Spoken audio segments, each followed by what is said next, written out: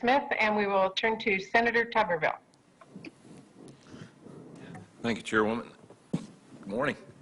Senator, good to see you again. About had it. Thank you. Couple questions real quick. I'm concerned about President Biden's freeze, as we talked, about some of his regulations that President Trump had put in. As HHS Secretary, how are we going to get the price of insulin down? We've got to get it down. People can't afford it. Yeah. So very quickly on the issue of the freeze, I think pretty much every administration, when they come in, they want to take a look at the landscape and see where things are. So as they come in, they can move forward. And so there is a pause in many of the rules that were being proposed and move forward. But I guarantee you, as quickly as the President and his team can, we will get back to moving forward on some of these administrative actions. And in terms of insulin, first, Senator, thank you for the, actually, I thought it was a great conversation. I hope I didn't take up too much of your time. You were gracious with your time. On insulin, look, patients have to come first. We have to make sure that they're not going to get caught in this mess about how much it costs.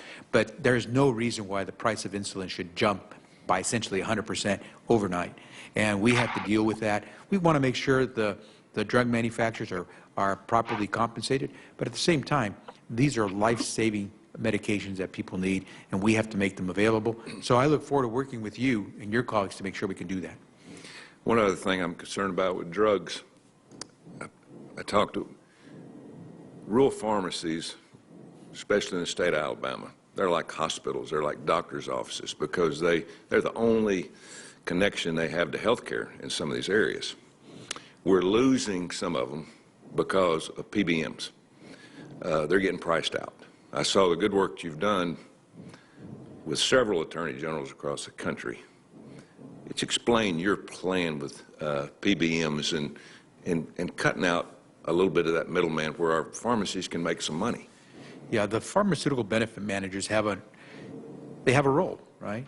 But as we discussed, I hadn't figured it out yet, but well, and the role can't be to just be middlemen and to gouge the price and to take too big a cut. But they do play an indispensable part in the way we run through the process of dispensing medications.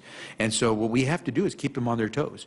And as you mentioned, on a bipartisan basis, a number of us as state AGs took on the PBMs because at the end of the day, they're supposed to serve the purpose of getting a good price from Medicare for the drugs that our seniors need. And so we didn't come up with a solution just as state AGs. Much of this has to be done at the federal level, and I look forward to working with you on that because they serve a purpose, but it's got to be the purpose of getting good price medication to our seniors. Yeah, it seems like they're working more for the bigger pharmacies and the hospitals, and the smaller pharmacies are paying these rebates, and they're paying all their profits. And we just can't lose them in these rural areas across the country. And if we do, I mean, we're going to be in serious trouble because we're losing. In Alabama, for instance, we've lost 14 hospitals in 10 years, in rural hospitals. And the only thing they have left is a pharmacy. And so, when you're confirmed, I'd love for you to, pay close attention to them. Make sure these people make a little money. Yeah. Make a little money so they can stay open. I'm looking forward to working with you if I'm fortunate to get confirmed because, as you said, the little guy who's, especially since they service some of the small communities, should not be the ones that lose because